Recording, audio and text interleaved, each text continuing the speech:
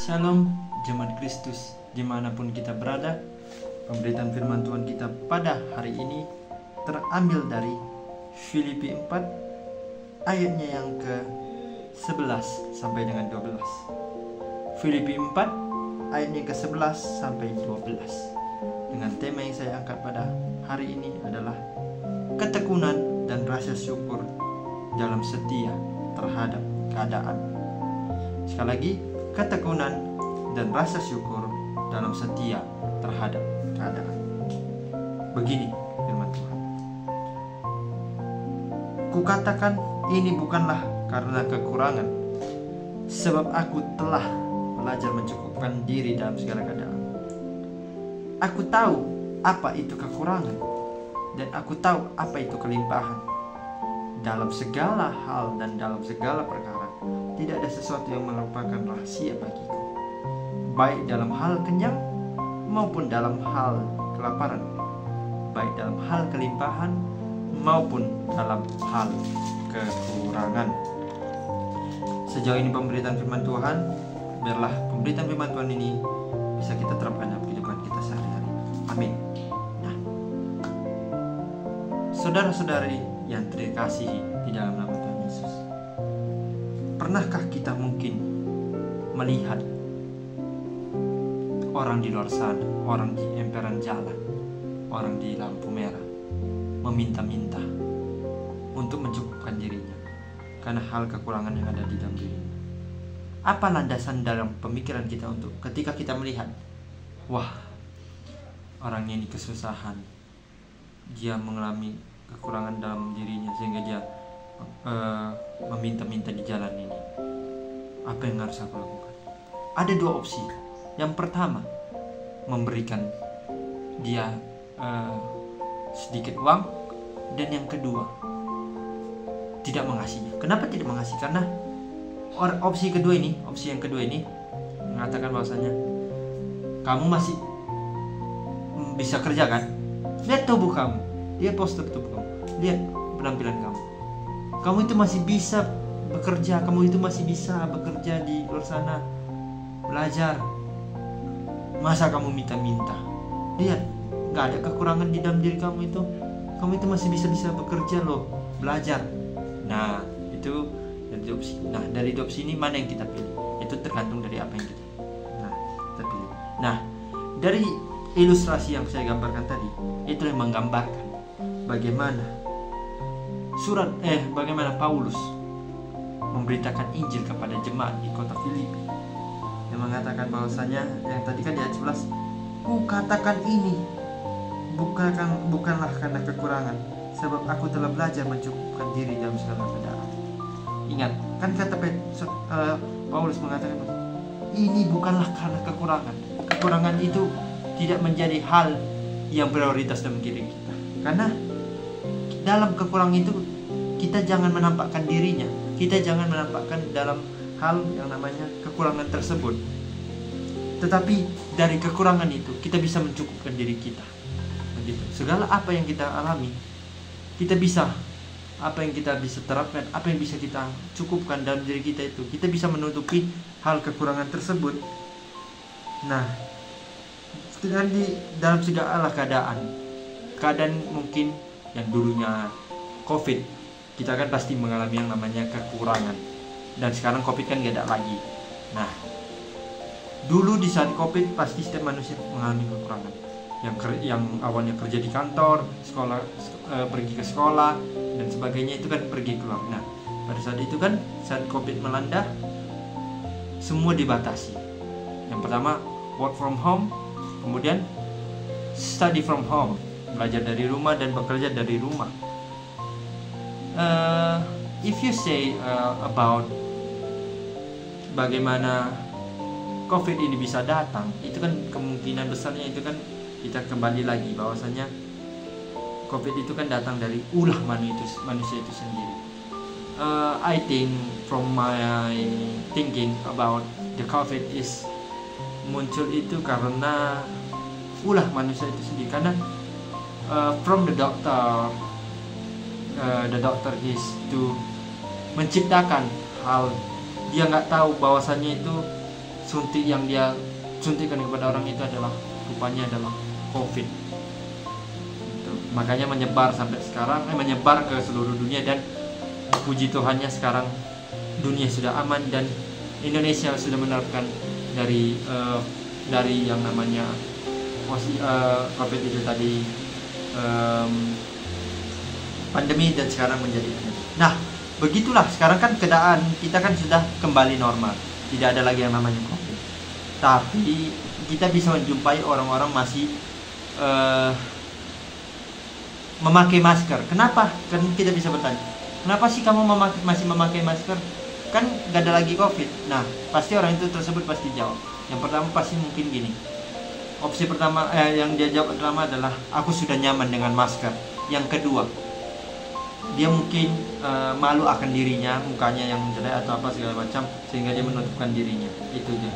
Nah, kebanyakan kan masih banyak kita bisa lihat. Atau yang ketiga, sebelum itu, yang ketiga itu ketika dia saat berkendara naik motor, wajar pakai masker untuk supaya nggak kena debu. Nah, makanya itu dari apa yang kita bisa pelajari dari musibah yang datang waktu itu tahun 2020 tentang COVID ini, kita harus bisa belajar tentang keadaan sekarang kan sudah membaik, dan kembali lagi saya katakan keadaan sudah baik. Nah, segala hal kekurangan kan sudah teratasi dengan baik, dengan pemerintah sudah mendatangkan bantuan dan sebagainya. Dalam segala hal itu dikatakan Paulus bahwasanya itu tidaklah sebuah rahasia baginya, karena segala hal yang kita ucapkan, segala hal yang kita terapkan itu jangan menjadikan rahasia, tetapi kita terapkan untuk kita berikan kepada banyak orang apabila itu adalah hal yang baik. Begitu, jangan menjadikan sebagai this is my private, you don't know about my private. Jadi kamu tidak perlu tahu akan apa privasi itu, begitu. Jadi ketika kita bisa lihat tadi orang di luar sana yang pengemis dan sebagainya, kan dia mengemis karena belum makan, agar dia bisa nanti ketika uangnya terkumpul dia bisa mencukupi keluarganya gitu. Orang pengemis saja bisa tahan nggak makan loh. Bagaimana dengan kita yang serba ada yang bisa cukup, ada yang berlebih bahkan. Nah, kita aja kadang ketika kita disajikan makanan yang sama dengan hari itu, dan kita sebenarnya kan bosan karena makanannya itu aja. Tetapi kan kita harus syukuri. Kalau sudah dimasak ya dimakan. Jangan biarkan begitu saja. Terus kan banyak di luar sana yang nggak bisa makan gitu.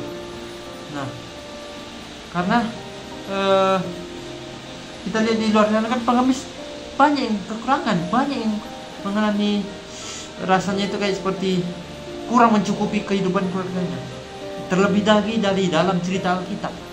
Nah, hal kekurangan, hal kekenyangan kita bisa lihat ketika Yesus berada di padang gurun, dicobai oleh iblis.